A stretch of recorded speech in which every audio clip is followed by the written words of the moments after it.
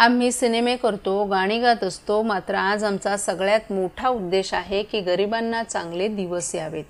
मोदी सरकारनं काही समस्या सोडवल्यात, काही सोडवायच्या आहेत. त्यासाठी आपल्या सर्वांना एकजूट होऊन राज्यात पुन्हा महायुतीचं सरकार आणायचंय. मोदी यांना डबल इंजिनची भेट द्यायची असल्याचं आवाहन सिने अभिनेते मनोज तिवारी यांनी केले.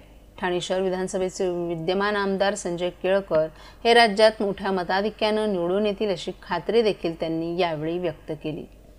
मंगळवारी सायंकाळी केळकर यांच्या प्रचार रॅलीला मनोज तिवारी यांनी उपस्थिती लावली होती. यावेळी ते उपस्थितांना संबोधित करताना बोलत होते. इतर आमदारांनी पीए ठेवलेत, परंतु केळकर हे जनसेवक आहेत. ते थेट सर्वांना भेटतात. हा त्यांच्या मनाचा मोठेपणा असल्याचंही त्यांनी सांगितलं. त्यामुळे महायुतीसाठी मतदानासाठी मोठ्या संख्येनं बाहेर पडा असं आवाहन त्यांनी केलं. महायुतीचं सरकार आल्यानंतर लाडक्या बहिणींसाठी दिली जाणारी रक्कम ही 2100 रुपये केली जाणार आहे. सरकार आल्यावर भ्रष्टाचार समूळ नष्ट केला जाईल. आशा वर्कर यांना 1500 रुपये दिले जाणार आहेत. भाजपवाले जे बोलतात ते करतात हे यापूर्वीच्या निर्णयावरून देखील दिसलं आहे.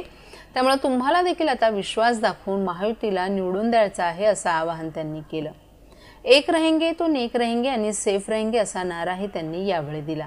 मागील काही दिवसांपासून ठाणे शहर विधानसभा मतदारसंघात विविध ठिकाणी संजय केळकर यांच्या प्रचाराचा धडाका सुरू आहे. ठिकठिकाणी त्यांच्या रॅलीला उत्स्फूर्त प्रतिसादही मिळत आहे. मंगळवारी तर त्यांच्या रॅलीला प्रसिद्ध अभिनेते तथा भाजपचे नेते मनोज तिवारी यांनी हजेरी लावली. सायंकाळी 5 ते 7 या कालावधीत केळकर यांची रॅली मानस आनंद सोसायटी डोंगरीपाडा, शिवसेना शाखा डोंगरीपाडा, शुक्लानाका, निसर्ग तपोवन उपवन सोसायटी, कमिशनर बंगला पातलीपाडा या मार्गावर रॅली गेली. प्रत्येक ठिकाणी केळकर यांच्या रॅलीचं जंगी स्वागत करण्यात आलं. या रॅलीत येथील स्थानिक नागरिकांनी देखील मोठ्या संख्येनं स्वतःहून सहभाग नोंदवल्याचं दिसून आलं. त्यानंतर ही रॅली 7 ते 10 या वेळेत मानपाडा मार्केट, हनुमान मंदिर, दुर्गानगर, शंकर मंदिर, मनोरमा नगर, शनी मंदिर, शिवाजी चौक या भागातून गेली. या ठिकाणी देखील नागरिकांनी केळकर यांच्या रॅलीचं स्वागत केलं. काही ठिकाणी महिलांनी केळकर यांचं औक्षण केलं, तर काही ठिकाणी त्यांच्यावर फुलांचा वर्षाव करण्यात आला. या रॅलीत भाजपचे माजी नगरसेवक मनोहर डोंबरे, कविता पाटील, अर्चना मणेरा, परिवहन सदस्य विकास पाटील, सुरेश दळवी, सुनील नरे, अर्चना पाटील, श्रीराम ठाकूर आणि महेश कदम आदींनीही सहभाग घेतला होता.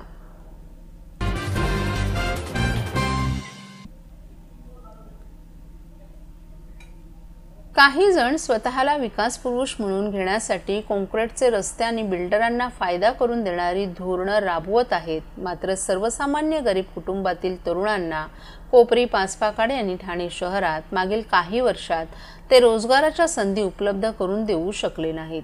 राज्याच्या सर्वोच्चपदी जाऊनही त्यांना या भागात रोजगाराच्या संधी आणता आल्या नाहीत. त्यामुळे सर्वसामान्यांच्या हिताचे निर्णय घेण्यात ते पूर्णपणे अपयश असून असं नेतृत्व ठाणेकरांनी या निवडणुकीत राजकीय पटलावरून हद्दपार करावं असं आवाहन शिवसेना ठाकरे गटाचे महाविकास आघाडीचे उमेदवार केदार दिघे यांनी मतदारांना केलं आहे.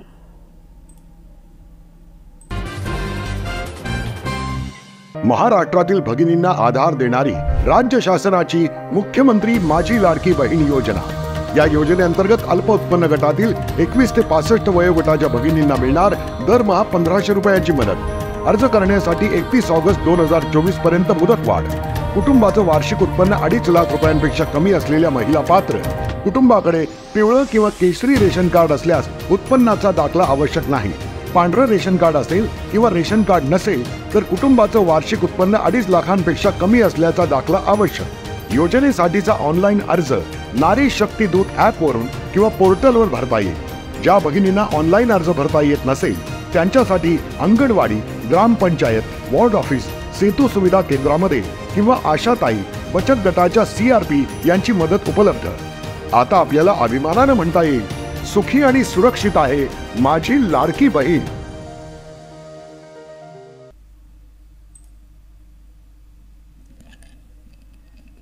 देशाचे तुकडे करायची भाषा करणाऱ्याच्या सोबत काँग्रेस आहे. देशाला तोडण्याचं, समाजात फूट पाडण्याचं काम काँग्रेसनं केले. तेव्हा एक राहिलो तरच देश विकासाकडे वाटचाल करणार आहे असं प्रतिपादन हरियाणाचे मुख्यमंत्री नायब सिंग सैनी यांनी केलं आहे. विधानसभा निवडणुकीच्या प्रचारासाठी महाराष्ट्रात आलेल्या मुख्यमंत्री सैनी यांनी मंगळवारी ठाण्यातील भाजप मीडिया सेंटरमध्ये प्रसारमाध्यमांशी संवाद साधला। यावेळी भाजपचे हरियाणा येथील खासदार डॉक्टर हेमांग जोशी, भाजपचे जिल्हाध्यक्ष संजय वाघोले, प्रदेश प्रवक्ते सुजय पत्की, माजी नगरसेविका मृणाल पेंडसे, महामंत्री सचिन पाटील, डॉक्टर समीरा भारती आदीही उपस्थित होते। हरियाणामध्ये जनतेनं तिसऱ्यांदा भाजपला बहुमत दिलं, यात गरिबांचा वाटा मोठा आहे। काँग्रेस खोटी आश्वासनं देऊन मतविभागणी करते आणि नंतर गरिबांचं शोषण करते, हा त्यांचा पूर्व इतिहास आहे। काँग्रेसनं हिमाचल प्रदेश, कर्नाटक, तेलंगणामध्ये आश्वासनं दिली, परंतु त्याची पूर्तता केली नाही। लोकसभा निवडणुकीत देखील काँग्रेसनं संविधानाबाबत खोटा प्रचार करून नागरिकांची दिशाभूल केली। काँग्रेस खोटं बोलते, खोटे वायदे करते। काँग्रेसच्या चौथ्या पिढीचे युवराज यांना संविधानात किती पानं आहेत ते देखील माहीत नाही। लाडकी बहीण योजनेविरोधात ते कोर्टात गेलेत, परंतु भाजपनं आपल्या संकल्पपत्रात निधी वाढवण्याचा संकल्प केल्याचं मुख्यमंत्री सैनी यांनी सांगितलं। काँग्रेस ओबीसींचा वापर करते आणि ओबीसी समाजाला मोदींनी सन्मान दिल्यानं ओबीसी प्रगती करत आहे। तेव्हा काँग्रेस बॅकफूटवर असून महाराष्ट्रातील जनता दुसऱ्यांदा महायुतीला निवडून देणार आणि यांना बाहेरचा रस्ता दाखवणार असल्याचा विश्वास सैनी यांनी व्यक्त केला। पंतप्रधान नरेंद्र मोदी यांच्या एक है तो सेफ हेचं समर्थन करताना एकच राहिलो तर देश विकासाकडे वाटचाल करणार असल्याचंही त्यांनी सांगितलं। 1947ला पहिल्यांदा काँग्रेसनं देशाचे तुकडे केल्याचंही सांगितलं। हा देश मुस्लिमांचा आहे, अल्पसंख्याकांचा आहे, हे त्यांच्याच पंतप्रधानांनी म्हटलं होतं। याचे पुरावे उपलब्ध असल्याचंही त्यांनी सांगितलं। आता भारत जोडोच्या नावाखाली राहुल गांधी देश कमजोर करणाऱ्यांना सोबत घेतात। देशाचे तुकडे करायची भाषा करणाऱ्यांच्या सोबत काँग्रेस आहे। देशाला तोडण्याचं, समाजात फूट पाडण्याचं काम काँग्रेसनं केलंय। हरियाणात देखील काँग्रेसनं जातीयवाद पेरला, परंतु तिथे डाळ शिजली नाही। तेव्हा महाराष्ट्रातही त्यांच्या राजकीय दुकानदारीला चाप लागून सुपडा साफ होणार असल्याचं भाकीत मुख्यमंत्री सैनी यांनी यावेळी व्यक्त केलं।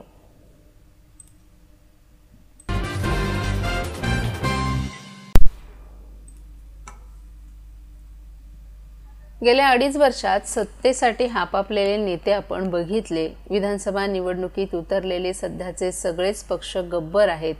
तेव्हा ही उत्तम संधी आहे, मिळेल तिकडून घ्या, चंगळ करून घ्या, मात्र तुमचं अमूल्य मत मनसेलाच द्या, असं आवाहन मनसे अध्यक्ष राज ठाकरे यांच्या पत्नी शर्मिला ठाकरे यांनी ठाणेकरांना केले। ठाणे शहर विधानसभा मतदारसंघातील महाराष्ट्र नवनिर्माण सेनेचे अधिकृत उमेदवार अविनाश जाधव, ओळा माजिवड्यातील संदीप पाचंगे आणि मुंब्रा कळवा मतदारसंघातील सुशांत सूर्यराव यांच्या प्रचारार्थ मंगळवारी सायंकाळी शर्मिला ठाकरे यांच्या ठाण्यात 4 विविध ठिकाणी चौक सभा पार पडल्या। यावेळी चौक सभेत बोलताना त्यांनी जाहीरपणे हे भाष्य केलं। कुणावरही टीका करायची नाही असं सांगून त्यापुढे देशाला स्वातंत्र्य मिळून 75 वर्ष झाली, यातील 40 ते 45 वर्ष काँग्रेस आणि सहयोगी पक्ष सत्तेवर, तर काही वर्ष भाजपा शिवसेना देखील सत्तेत असल्याचं सांगितलं। शिवसेना तर 46,000 कोटींचं बजेट असलेल्या मुंबई महापालिकेवर गेली 25 वर्ष सत्तेत होती, तरी अगदी साध्या सुविधाही नागरिकांना देऊ शकत नाही। ज्या आहेत त्या मूलभूत सुविधांचाही पुरता बोजवारा उडालेला आहे। मुंबईत SRAची घरं म्हणजेच अक्षरशः कोंबड्यांची खुराडी बनली आहेत। या राजकारण्यांची भूक किती असू शकते, कुठेतरी थांबा, अशी शेलकी टीकाही शर्मिला ठाकरे यांनी केली। वास्तविकतः मूल जन्मतःच त्याच्या नोंदीवरून लोकसंख्येची कल्पना येते। त्यानुसार भविष्यात लागणाऱ्या आरोग्य, शिक्षण आदी सोयीसुविधा आपण का निर्माण करू शकत नाही, तसा सवाल करून शर्मिला ठाकरे यांनी सरकारची इच्छाशक्तीच नसल्याची खंतही व्यक्त केली। कोविड काळात महाराष्ट्र नवनिर्माण सेना आणि महाराष्ट्र सैनिक अविरत काम करीत होतो आणि तेव्हाचे मुख्यमंत्री घरात बसले होते। फक्त 2 वेळाच मंत्रालयात गेल्याची आठवण जागून शर्मिला ठाकरे यांनी उद्धव ठाकरे यांनाही टोला लगावला। कोविड काळात आम्ही सर्वांना भेटत होतो, हे मात्र भेटायला येणाऱ्याच्या नाकात काड्या घालून तपासल्यानंतरच भेट देतोय, असंही त्यांनी सांगितलं। जसं अमित हा साहेबांचा मुलगा आहे, तसंच दुसऱ्या मुलाप्रमाणे अविनाश जाधव याच्यावरही प्रेम आहे। त्यांचा आशीर्वाद आणि शुभेच्छा आमच्यासाठी महत्त्वाच्या आहेत। अविनाश जाधव 24 तासात काम करतो। या भागातील आमदार 10 वर्षात दिसला का? अविनाश जाधव यांच्या पाठीशी उभे राहा, आपण विश्वास देतो तुमचं मत फुकट जाणार नाही। येणाऱ्या 20 तारखेला मतदान करा. 365 दिवस अविनाश जाधव तुमच्यासाठी उपलब्ध असेल असा विश्वास यावेळी मनसेचे नेते अभिजित पानसे यांनी व्यक्त केला.